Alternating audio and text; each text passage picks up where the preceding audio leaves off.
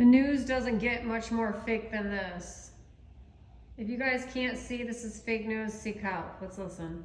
Land of preserving the peaceful transfer of power and democracy. And I'm actually quite sympathetic. I think anyone in the arena right now is very sympathetic to concerns for for their safety. But this craven calculation to do for the person what they wouldn't do for the country really does make your stomach turn. It really does. You know, if I stopped every time I received a death threat, I wouldn't go to work. And, you know, my experience is not, sadly, all prison for Adam these Schiff. days. But to have so little regard for your job, your oath, the Constitution, and the country, you know, we make decisions that end up putting people in harm's way all around the world.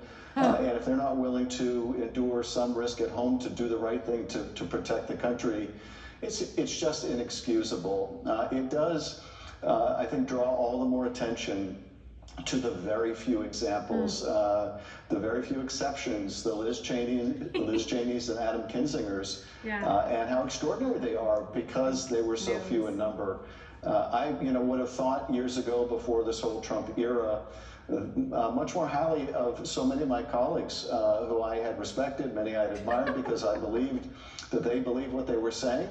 But as it turned out, they either didn't believe it or none of it really quite mattered as much Term limits as for their Congress. own personal either welfare or their personal job security or just plain personal security. Liar. And I just would not have thought that would be the case. And you know, this book is shedding more light. I found the parts about the first impeachment trial to be fascinating, and about Mitt Romney. More acknowledgments that the Republicans knew we had proved the president guilty, but once again, we're simply not willing to do anything about it.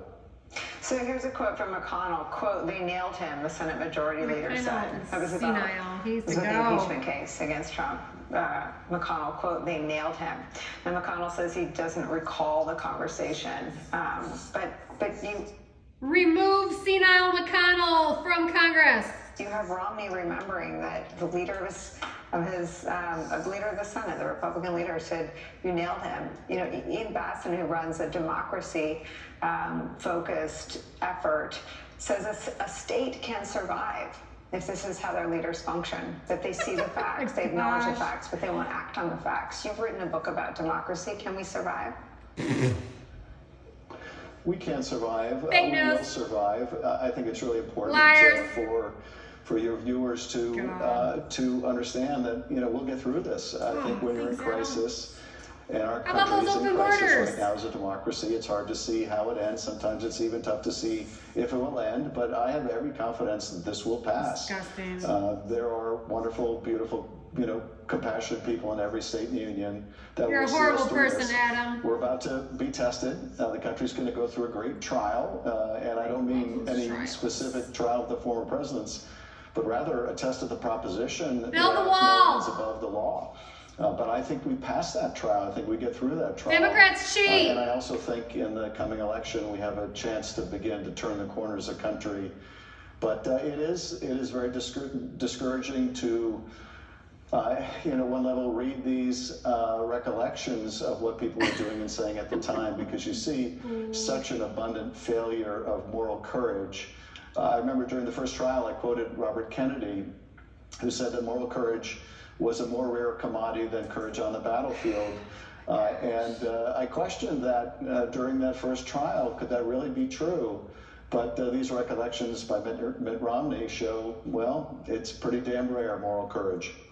And it's not a two-sides problem. I want to ask you to contrast Mitch McConnell's declaration that, quote, "they nailed him," the impeachment managers of Donald Trump, with Republican House members' confession that there's zero evidence linking President Joe Biden to anything worthy of an impeachment. What do you make of the sham? We try not to call it an impeachment inquiry, but a speaker. Let's hear that again. She's such a fake news host. Two sides problem. She brings on all Democrats and Mitch rhinos. McConnell's declaration that, quote, "they nailed him," the impeachment managers of Donald Trump, with Republican House members' confession that there's zero evidence linking President Joe Biden to anything worthy of an impeachment. What do you make of the sham? Joe Biden has been in office for 50 years. Impeachment. What do you make of the sham, we try not to call it an impeachment inquiry, but a speakership clinging to by Kevin McCarthy going on in the House? Fake news. Well, I mean, it is such a contrast from the methodical way we went about gathering the evidence in the first impeachment and the seriousness with which we took the responsibility of finding high crimes and misdemeanors. You're the criminal. To what we see today, which is essentially an evidence-free impeachment proceeding of some kind. And for what? Because Kevin McCarthy needs something to throw the right-wing base in order to get them not to shut down the government? Is that now what the standard is going to be for impeachment in the future? That if you're a very weak speaker and a single vote can call a vote to remove you, that you can begin some kind of impeachment something Schiff lies. In order to keep the government open? Is that really where we've come? And sadly, the answer is yes. Look, a few weeks ago, term limits for Congress. Said, well, I'll censure Adam Schiff if you'll keep me speaker a little longer. And now I'll move forward with an impeachment of Joe Biden if you keep me a speaker a little longer. Every time he does these sops to the right wing and the MAGA crowd in his conference, it just brings the whole institution lower. And the people who are going to ultimately suffer, the American people, I think they will shut down the government. We're suffering because of Joe Biden and Democrats stealing elections. Addressing the fentanyl crisis. We're suffering because of open borders and human trafficking. And foreigners. Attacking climate change. The real problems facing the American people. Instead, Kim McCarthy is going to expend the nation's time and attention on this evidence-free impeachment something or other. It's not evidence-free, you moron. Liar. I have to ask you one last question, just based on your role in the first impeachment and your role in decades on the intelligence committees. What do you make of the public statements of support for Trump's legal standing from Vladimir Putin in the Putin-Kim Jong-un hangout this week? And what do you make of the extraordinary contrast between this axis of real threat to America and our allies represented by Putin and Kim Jong-un, and the stakes that will be so much higher for Putin in the upcoming election than they were in 2016, and his willingness to get involved in 2016 is now well documented. Obviously, he's now got Putin has soldiers on the battlefield in Ukraine that he believes are directly threatened by the current American president's support for that country. How are you thinking about Russia as a threat to our elections in the coming presidential cycle? You're a threat to our elections. So are you, Adam. Really, in a couple ways. First, foreign leaders do a psychological profile of our president. We do profiles of their leaders. And it doesn't require any kind of mastermind or genius on Putin's part to essentially have Donald Trump's number.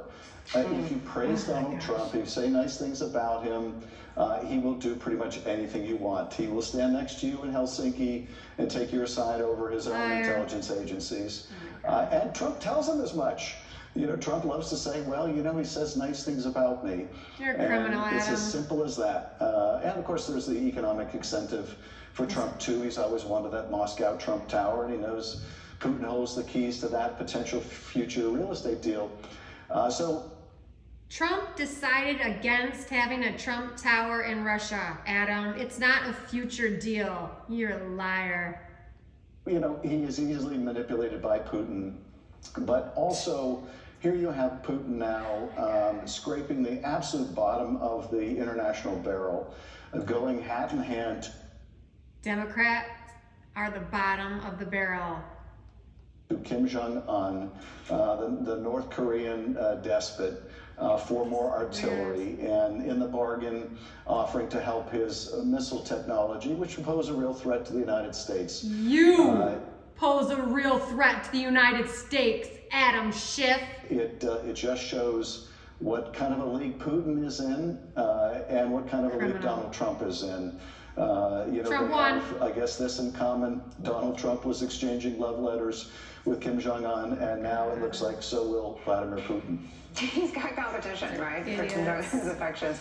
Congressman Adam Schiff, at a truly extraordinary moment in the national conversation. We're grateful to get to ask you these questions. Thank you for spending time with us.